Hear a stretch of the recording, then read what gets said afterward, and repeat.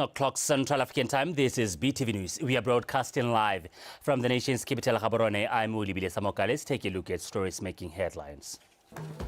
Silibepikwe Airport project gathers speed as local companies pursue potential partnerships. Botswana District Council leadership to address concerns raised by informal businesses in Letlhakane. And in sports, a new BNOC leadership advised to uphold the Olympic movement values of excellence, of friendship and respect. And there is Jose Honkwe joining us later on our sport desk. Topo Taposa is interpreting in sign language. Welcome and thank you for joining us. Now in our first story, the Mopani City International Cargo Airport project is spearheaded by local aviation company 123 Dimensions, and Silibepikwe is gaining momentum as more companies express interest in partnering with it to develop the facility. The project is seen as key driver in transforming Silibepikwe into logistics and industrial hub, has entered a new phase of activity. Mamusi Siska with more. This 2,000-hectare piece of land will in the near future be transformed into a state-of-the-art cargo hub designed to handle freight, warehousing and logistics services for both domestic and regional trade. Private companies are already showing interest, a sign of growing investor confidence in Silibepikwe's recovery and its strategic location as a potential transport hub. They believe that everything has to be done and led by the private sector, by the government, has to be tested. And that is why we are saying we are going to have an ADP 12 that is going to be private sector led. And we are happy today that we are just coming here as government to facilitate, to give room to the private sector, to assist us to create jobs. In terms of mobility and logistics, in Côte d'Ivoire, in the Republic of Congo, we hold a 50% stake in a holding company of 5 airport concessions that includes the Abidjan hub in that region. That is just to give you a flavor of some of similar projects that our group is capable of. So we as BTC have been well known for only providing telecommunication infrastructure and any other development. So we are saying we are in a digitized world where now we go to an extent of engaging, to an extent of advising, to an extent of collaborating, and to an extent of partnering with any development that has been brought forth. The government says job creation remains a top priority, and this mega project is expected to play a key role in delivering on that promise. During construction, we are going to have 10,115. We really went through these figures, Minister. They're actually a bit higher when we were at Pemando. So we came at 10,100. What Pemando is saying is, how many jobs are you going to create, not how many people. And to revive the economy of Silibepikwe, and subsequently to that of this great republic. The project forms part of the government's broader vision to position Silibepikwe as a regional transport and manufacturing center, reducing dependence on mining and building a more resilient economy for the future. Mamusi Siska, BTV News, Silibepikwe. The Mayor of Francistown, Kgawane Majere, teamed up with the different stakeholders to undertake the Mayor's charity walk aimed at raising funds to help the needy in the city. Majere says the charity walk is the first of many to follow, and the proceeds will go towards equipping 30 homes with ablution facilities. This in alignment with the council's mandate of keeping the city of Francistown clean to aid in attracting investors who can help improve its economy and livelihoods. The Minister of Sport and Arts, Jacob Gilebeng, also took part in the Mayor's walk to show solidarity with the city. Ke batla gore ke re o pehela yo nile le seabe mo tirong ye ka go register ka 250 kana ka sepehela sa se tiketseng ke go re ke re o re dirile mototoro le ba council ya Francistown go diragatsa dikeletso tsa rona tsa rona mme ebile le tse leng gore di itebagantse le go thusa motho yo mongwe jaaka wena boleng teng ja ga go gone ga rena go botsa loleya re ta itse gore without you nka be re sa kgona mme ebile ke letswenne gone gore re tshwaragane tiro e go eng ko pele le mo nakong e tang le ha ke tabe yo mongwe a tsene mo ofising e mogopolo o ntse o le teng o tsweletse. Let's make sure that ra support rena go sport and art re tlhaloganya botlhokwa jwa fitness re tlhaloganya botlhokwa ba mo go bitswang go to healthy well-being, and this work in a definer yone mosato ta kana Ministry of Sport and Art gore re batho ba re tshwantse re itshidile re batho ba re tshwantse re itiise re batho ba re tshwantse go dirisa ditalente tsa rona re di supe mo setšhabeng. The leadership at the mines has been urged to make a commitment to eliminate accidents that may result in some serious injuries and fatalities in the workplace. The clarion call was made by the Managing Director of Diamond Trading Company Botswana at the 2025 Intermines First Aid competitions held in Palape on Saturday. Huizone Sakian reports. Raising awareness about safety in the mines has greatly reduced the number of injuries and fatalities that were common at the mines in the last decade. This is largely credited to efforts by the Botswana Chamber of Mines through the Intermines First Aid competitions. We are not competing for the sake of competing. We are actually going to be learning. Part of learning is reading, part of learning is observing. But take that at a personal level. That's really comrade. Let's take safety at a personal level and say, nah, Kili said, this is how I'm going to live my life, irrespective of who is actually watching you. These first aid skills do more than protect workers. They create ripples of safety that reach families, communities, and indeed our entire nation.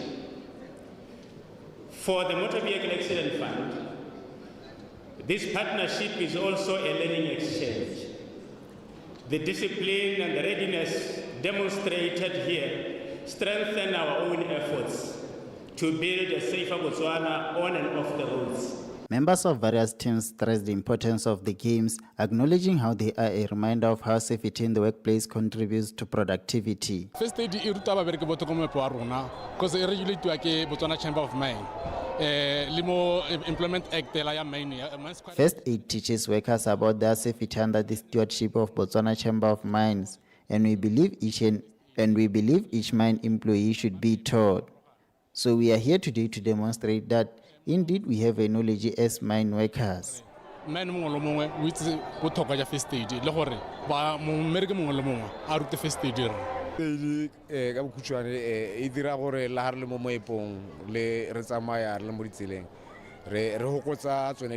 teaches about the things that we should do to avoid accident in the mines as workers and to respond fast when an issue arises.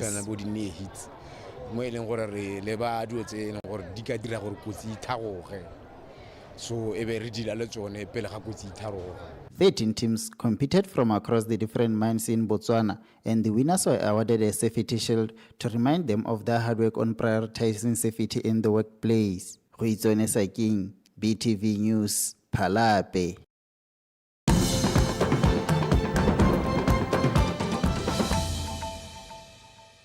You are still watching BTV News. Thank you for staying with us. Now moving on. Botswana District Council leadership has expressed its commitment to ensure that issues affecting the informal business sector, especially street vendors, are addressed. In a meeting between the council and the informal sector in Letlhakane, Council Chairperson Unkupareti Monatsie emphasized the importance of informal businesses in growing the country's economy. Sabaitsen Teboho reports. These are some of the informal business sector operators, ranging from mobile kitchens to salons and others, engaging with the council leadership to find solutions on how they could best operate their businesses. The Botswana District Council chairperson has noted that the informal sector contributes significantly to the district economic growth. Informal sector. I have talked about the informal sector that as a council we should engage you on how best we can work together to create a conducive environment for you. We acknowledge your role in supporting the economy of this district through your businesses.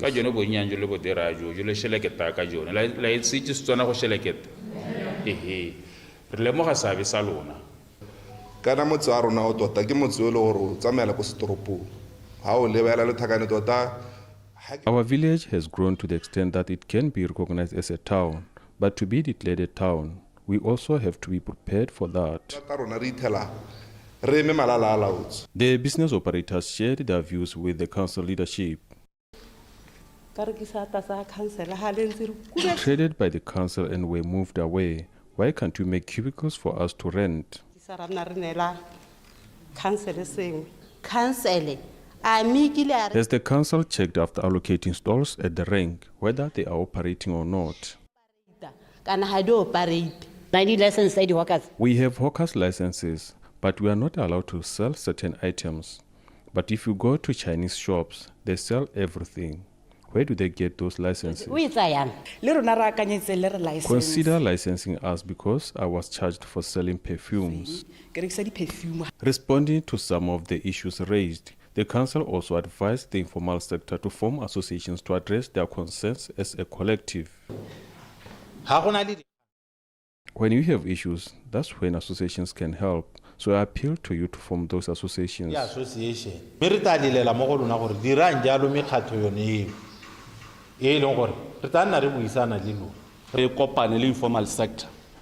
We will meet again with you from here to find ways of improving your work environment, like license issues. This meeting paves way for the council to continue engaging with different businesses in the informal sector to help formulate bylaws that can regulate the informal sector in the district. Sebastian Teboho, BTV News, Letlhakane.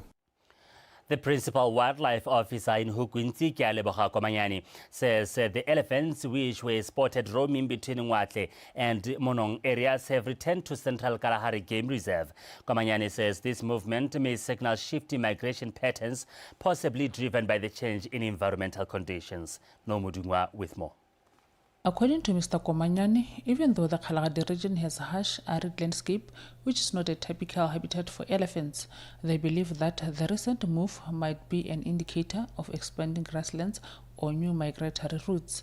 The change may have been possibly in response to water scarcity or competition in the northern habitats.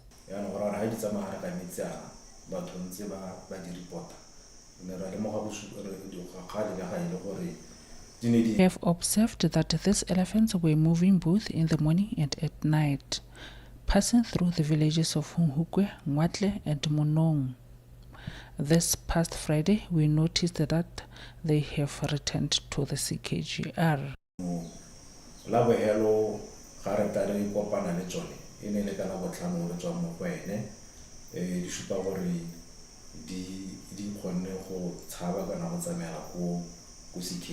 Historically, elephants dominate the northern and central parts of Botswana, following ancient rivers like Okavango and Chobe rivers, and cannot survive the Kalahari district because the region lacks permanent water sources.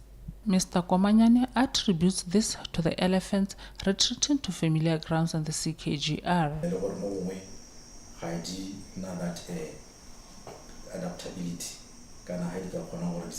Elephants cannot adapt to the Kalahari region since they feed on certain trees which are not here.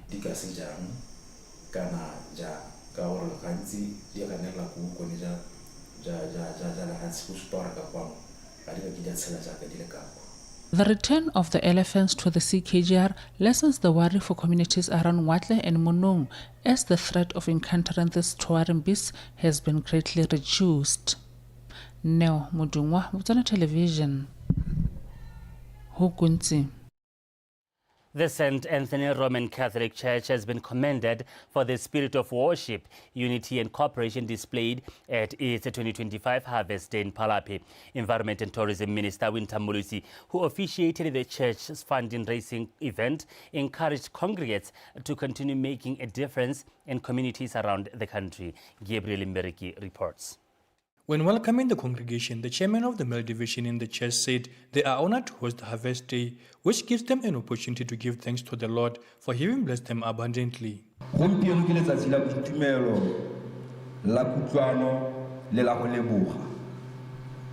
Today is a day of celebration, togetherness, and to give thanks. We are gathered here to give thanks to the Almighty who gave us life, rain and soil that gives us good harvest for our hard work.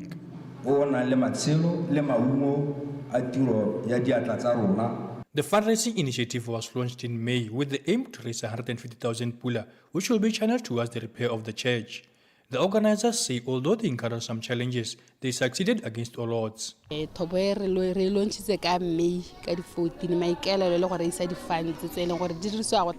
launched our initiative on the 14th of May this year with the aim to raise funds that will assist in the renovation of the church.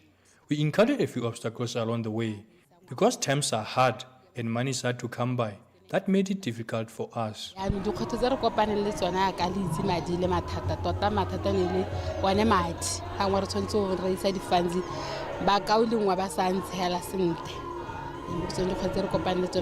Winter Mullis applauded the church for upholding the values and teaching of God, noting that the church plays a vital role in society as it nurtures, protects and blesses members of the community. The Catholic Church, throughout history, has always been more than just a place of prayer.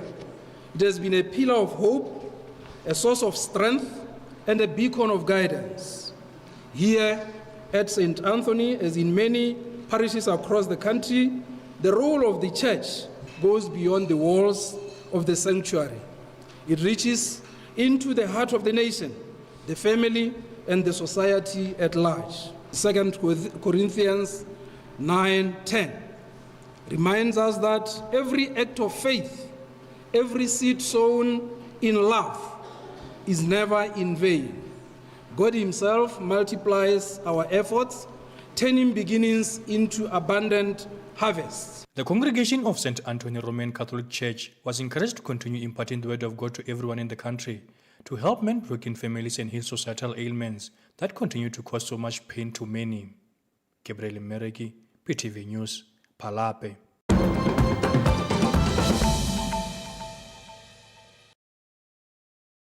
Now, in international news, opposition leader Simon Gbagbo has cast her vote on Saturday in Abidjan, participating in the country's presidential election. The former First Lady cast her ballot in the presence of heavy security since the beginning of the campaign. Gbagbo said she has always wanted Ivory Coast to be at peace. She asked for peace even before the voting and at the beginning of her campaign. Former First Lady Gbagbo is one of the opponents who ran against the incumbent President Alassane Ouattara, who is seeking a fourth term in office. Ouattara, now 83, won a third term in 2020 after a constitutional change that resent presidential term limits. Under the 2016 charter, he is permitted to run again. Well, it is time for Sport News. Jose Hongwe on standby.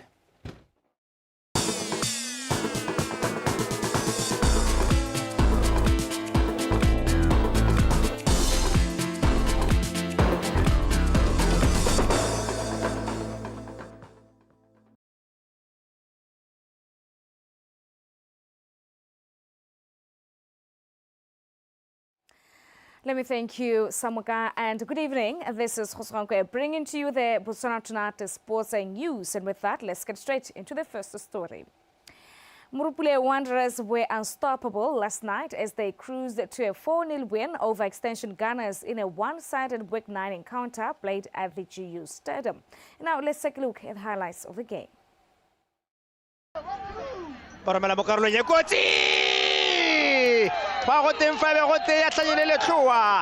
That's a brilliant header. Pokabula Jalo, Tinama Mosameko Warona, Abodi Hakhele, Timini, Obatamoto Chisele, Basirele, Kevin and Dabele Makura. It's a beautiful goal for the Mosamova Hill Center. Perabone, Patlamoto Samaka Jalokako, Monabaki Takhele, Abayata Yaletua.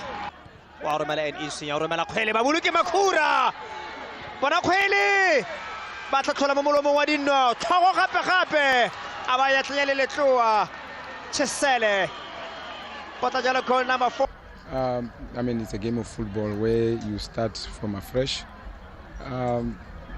Things are not moving well, especially this game. After seeing this game, we need to work hard. I mean, from defense, I mean, going midfield, going forward. But I think the boys tried. They tried really. It's not easy for them.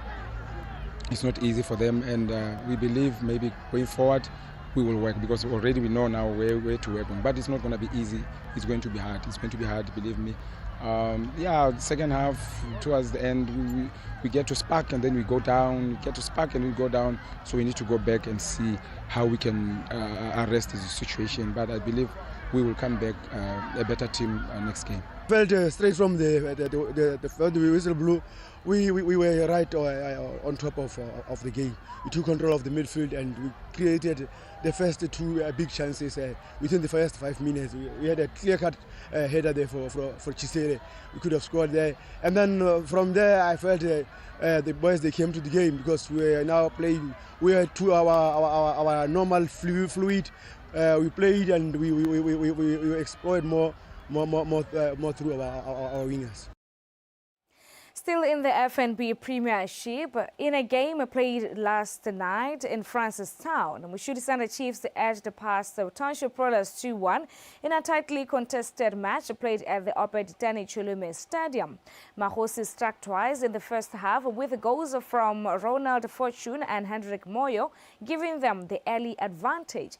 Pupa responded in the second half, converting a penalty through Marcel Papama after Mahosi committed a foul inside the 16-yard area.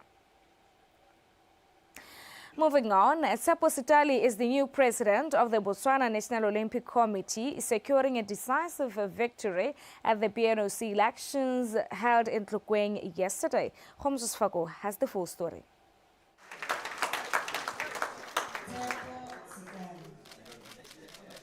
The former Botswana Chess Federation president and outgoing BNSC vice president Tsepo Sitali clinched the top seat with a commanding 20 votes, while his closest challenger Yarona Sharp gained 9. The third contestant, Ogeditsa Malesu, received just 1 vote. I want to commit to you that you have given us the mandate and you have borrowed me the steering wheel. And my intent and my aim and what I promise you is that we are going to do the best for you, with you, because there's no us without you. I also want to appreciate the Athletes Commission, that the critical component, because at the heart of everything we should do it for the athletes. That the product we sell in sport, and we need to make sure that we put them at the center. And I expect that from here, all of you here in National Federation should have an athlete represented in your board. If we are agreeing that with the Olympic Committee, we need athletes representation. We can't say that at the heart of what we do and not see them sing in your boards. The newly elected executive committee features Michael Moroka as the senior vice president, Tebosa Gaisi as the first vice president following a rerun, while Jamie Mompe takes up the role of second vice president. Also voted into the committee are Buikobo Hawalebalwe, Ofenza Bakwadi, and Kebalibile Ramonso. We already have the strategy, but I still believe the strategy that Retsinyoho has left us with, we can put a few initiatives that are specific to all of us and make sure that we take sport. Last thing is to say, the Angola Games are a month and a half. It means we get going. The Commonwealth Games are only 9 months. As we speak, other countries have started preparations, and it means we have to play catch-up. We have challenges that we have, be it doping, be it lack of funds, be the issue of school sport that is still lingering. It's a major issue because if you are not careful, 2032 will not have athletes to the Olympics. Meanwhile, the Disciplinary and Dispute Resolution Tribunal Committee remains incomplete due to a low number of applicants. The Assembly has resolved to reopen application for 7 days, after which a special General Assembly will be convened to elect members into the tribunal. The new leadership will serve a 4-year term, steering the BNOC through 2029. Joseph Fako, PTV Sport, Tlokweng. Following a change of guard at the Botswana National Olympic Committee during the quadrennial General Assembly held yesterday in Tlukweng, the outgoing president, Colonel Botswana has urged the incoming leadership to uphold the Olympic movement values and maintain Botswana's growing influence on the global sporting stage. Homsus Fako was there. Colonel Tsinyego, who has led the BNOC since 2021, leaves behind a legacy marked by Botswana's historic performance at the 2024 Olympic Games, where the nation clinched its first ever gold medal. As one of the candidates gets entrusted with the baton today, my message is please catch up and surpass this record as fast as possible. This is a hot seat that requires one who will listen, lead in context, and most of all be able to preserve the sports values, the Olympic values and national values. Ladies and gentlemen, the vision of the Olympic movement, building a better world through sports, compels us to broaden our perspective on the Olympic movement and the sports beyond medals. We should ask ourselves what we should do to improve sport value proposition, positioning sport as a prime solution to current world challenges, peace, environment, health, economic and other social ills. Also speaking at the AGM, the National Anti-Doping Office Coordinator Frederick Sino raised concerns over the rising number of doping cases among local athletes. He revealed that of the 139 tests conducted so far this year, 7 has returned positive. Sino emphasized the current need for increased education and awareness to protect athletes and uphold fair play. If we were to aggressively get into the space and test like we are supposed to or expected to, insofar as the global standards are concerned, we could be having more positives. Am I proud to have more positives? Absolutely not. What I'm looking for is a point where we are recording no positives at all like it used to happen in the past. But someone could be telling me, you did not receive any positive test at the point because you were not testing as much as you are testing right now. You would recall that previously we test even around 10 or even less than 10. So we are going up to around 150 to 200 tests normally at the end of the year. In a final gesture of service, the outgoing BNOC committee officially handed over 2 vehicles set to support the organization's daily operations and logistical needs moving forward. Khomotso Sefako, PTV Sport, Tlukweng. And that is all that we had for you from Botswana Tonight Sports Desk. Until we meet tomorrow, have a good night. Now let's give you a reminder of those that were making the headlines. Silibepikwe Airport project gathers speed as local companies pursue potential partnerships. Botswana District Council leadership to address concerns raised by informal businesses in Letlhakane. And in sports, a new BNOC leadership advised to uphold the Olympic movement's values of excellence, of friendship and respect. Well, that is all the news we had for you this Sunday. With us up next.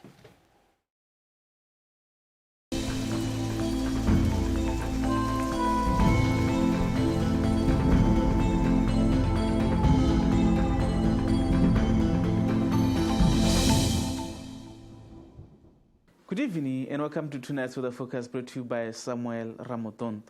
Well, the current satellite picture shows clouds are visible over most areas of the country. We're expecting these clouds to thunder and shower tonight over some areas of Chobe, Ngamile and Khanzi, south and southeast Katling and Kweni. As for tomorrow, we're expecting partly cloudy conditions over most areas of the country, with possibility of isolated thunder showers over Khanzi, south and southeast Katling, Kweni, central and northeast. But over Chobe and Ngamile, we're expecting scattered thunder showers. Well, in the morning, temperatures will be mild in Francistown with a minimum of 14 degrees Celsius, while over most areas in the southern parts of the country, we're expecting warm temperatures with minimums ranging from 16 to 18 degrees Celsius. But over the northern half of the country, we're expecting hot temperatures in the morning with minimums of 20 to 22 degrees Celsius. In the afternoon, warm temperatures are expected over Khanzi, Kgalagadi, south and southeast Katling and Kweni, with maximums of 29 to about 32 degrees Celsius. But over central and in Ngamiland, we're expecting hot temperatures in the afternoon with maximums of 33 to 35 degrees Celsius. While over northeast and Chobe, we're expecting very hot temperatures with maximums of 36 to 37 degrees Celsius. Now, as for some cities in southern Africa, Showers are expected over Johannesburg and thunder showers over Manzini, but over Maseru, Gqeberha and Appington, we're expecting clear skies and partly cloudy conditions are expected over Cape Town. Partly cloudy conditions are also expected over Windhoek, Lusaka, Harare, and Antananarivo, while over Beira, we're expecting only clear skies. Few pairs of clouds are expected to be visible over Blantyre, but over Dar es Salaam and Kinshasa, we're expecting some showers, while over Luanda, we're expecting only partly cloudy conditions. That's what the forecast. Have yourself a good night.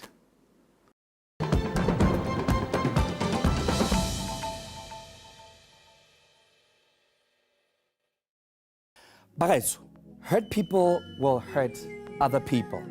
So let's